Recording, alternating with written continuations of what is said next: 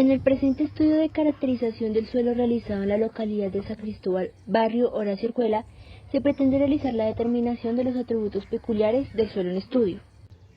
El muestreo simple se desarrolló en un terreno de 1,79 metros cuadrados, el cual se le realizó una subdivisión donde fue tomada la muestra. Ese terreno era de 0,14 metros cuadrados. De dicha subdivisión se tomó una muestra de 10 centímetros de profundidad y 20 centímetros de ancho.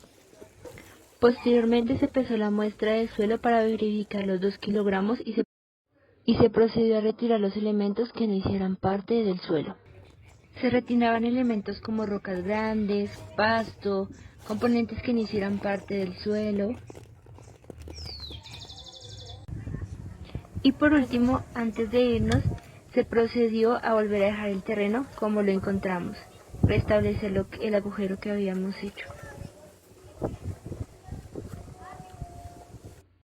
Inicialmente empezaremos a realizar los experimentos para reconocer los componentes del suelo, en este caso materia orgánica.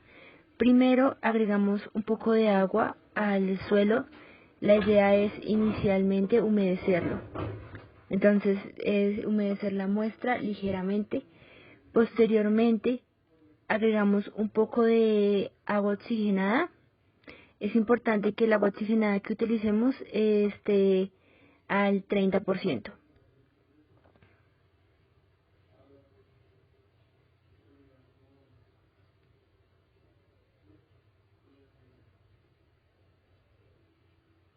Agitamos un poco el agua oxigenada y la agregamos al muestreo de suelo.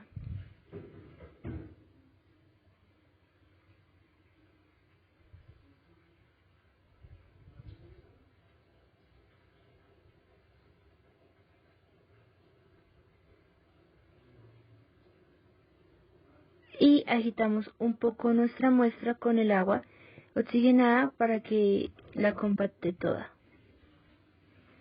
Y por último esperamos unos minutos para ver cómo reacciona el agua oxigenada con la muestra de suelo. Según la clasificación de presencia orgánica en el suelo, podemos ver que se nota una efervescencia claramente, entonces la presencia de materia orgánica es media en este suelo.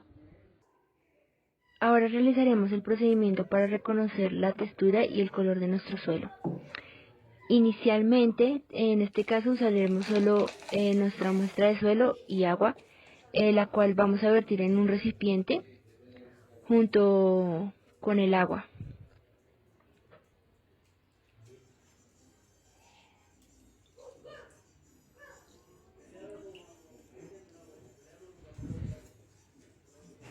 Y procedemos a mezclar.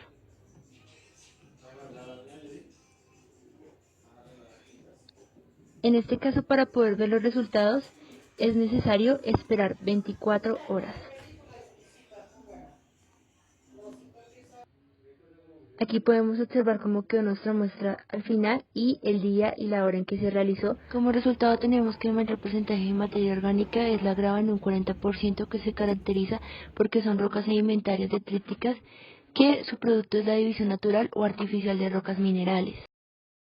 Continuamente encontramos la arena en un 25%, donde el suelo ya tiende a ser áspero, y el limo y la arcilla, el suelo tiende a ser fácil de moldear y algo pegajoso. Por último, el suelo. El color del suelo es un color marrón que se relaciona con niveles medios a bajos de materia. En general se asocia con la ocurrencia de materia orgánica ácida, parcialmente descompuesta y combinada con óxidos de hierro. En este caso vamos a saber cuál es el pH de nuestro suelo. Entonces procedemos a agregar el suelo en nuestros recipientes. Lo ideal es que cada uno de los recipientes tenga la misma cantidad de suelo y la misma cantidad de agua.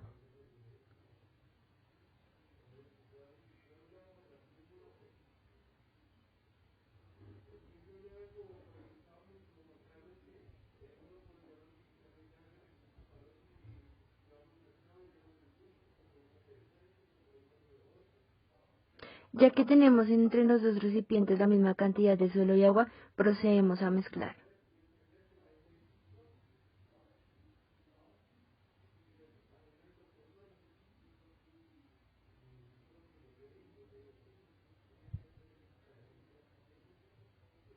Continuamente empezamos a agregar nuestros reactivos, que en este caso sería el bicarbonato y el vinagre.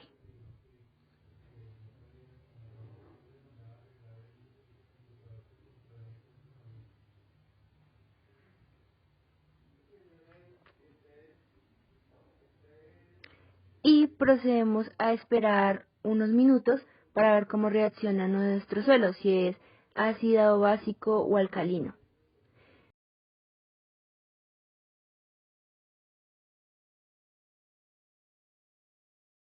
De que nuestros reactivos se agregaron, aquí tenemos la de bicarbonato y aquí podemos ver la de vinagre. Entonces, realizando una comparación entre ambas, podemos ver que la de vinagre es un poco más amarilla, un poco más oscura, entonces dándonos como resultado de que el pH de este suelo es alcalino. Ya que nuestro suelo es alcalino porque tiene un pH entre 7 y 8 y la principal causa de la alcalinidad del suelo es la presencia de carbonato de sodio en un alto porcentaje, y en suelos con ese tipo de pH se presentan minerales que se pueden detectar en grandes cantidades como el calcio, el magnesio, el sodio. Generalmente las áreas que reciben baja cantidad de lluvia anual tienden a ser un suelo alcalino. Ahora procedemos a hacer la identificación de minerales en el suelo. Es un poco complejo debido a que no se tiene la metodología adecuada o no se cuenta con un laboratorio, pero sin embargo por ahora lo que se hace es quitar esas rocas que son muy grandes y esos componentes que no hacen parte del suelo. Ya aquí con la lupa pues podemos detallarlo un poco más, un poquito más cerca. Y pues ya con el imán lo que hacemos es pasarlo por diferentes direcciones para poder ver qué partículas del suelo quedarían atraídas al imán o qué componentes de esos minerales que quedarían atraídos. Digamos que es un poco complejo pues ya identificarlos como tal, pero ya como se había hecho el experimento del pH, pues pudimos como retraer información y comprender que pronto las cantidades que hay es calcio, magnesio y sodio. Ahora procederemos a saber la infiltración de agua en el suelo. En este caso era importante saber el volumen de suelo vertido y el volumen de agua utilizada. También con anterioridad se tomó el radio de la circunferencia de la botella. En este caso pues la idea es agregar el agua al suelo vertido y tomamos la medida inicial de donde está el agua junto con el suelo para ver cuál es la cantidad de infiltración. Entonces, en este proceso ya es más de esperar y ver cómo es la infiltración, o sea, la rapidez en la que baja, porque es importante tomar el tiempo. En este caso, el tiempo final fue de 3 minutos con 8 segundos.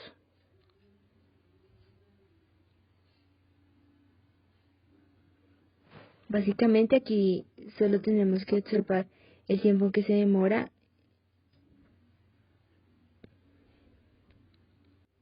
En este caso hacemos un acercamiento donde ya se puede evidenciar que la infiltración ha sido de una manera favorable. Ya con lo que consta de el experimento, se deben hacer unos cálculos con las medidas tomadas anteriormente.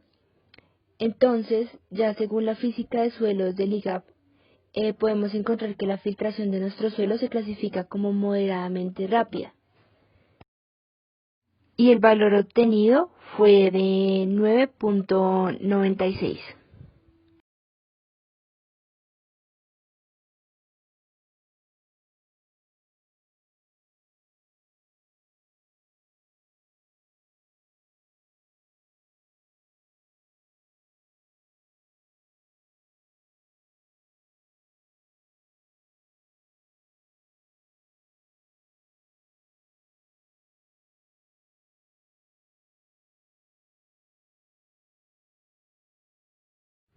Bueno, aquí ya podemos destacar las últimas gotas que caen y podemos apreciar, digamos, la cantidad de agua que disminuyó, o sea, la diferencia de agua, cómo iniciamos y cómo quedó después. Ahora procedemos a saber la cantidad de aire en el suelo, Primero tomamos el radio del cilindro que utilizamos para saber el volumen del suelo y posteriormente agregamos una cantidad de agua que debe ser el mismo volumen que el suelo.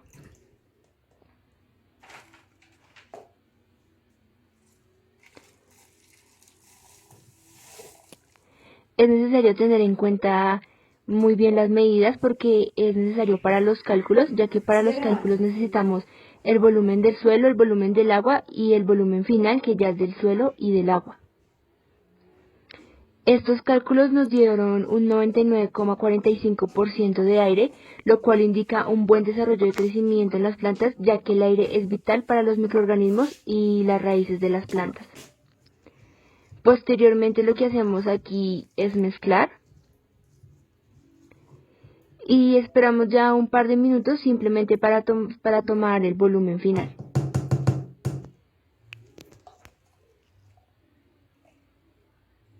Páuselo.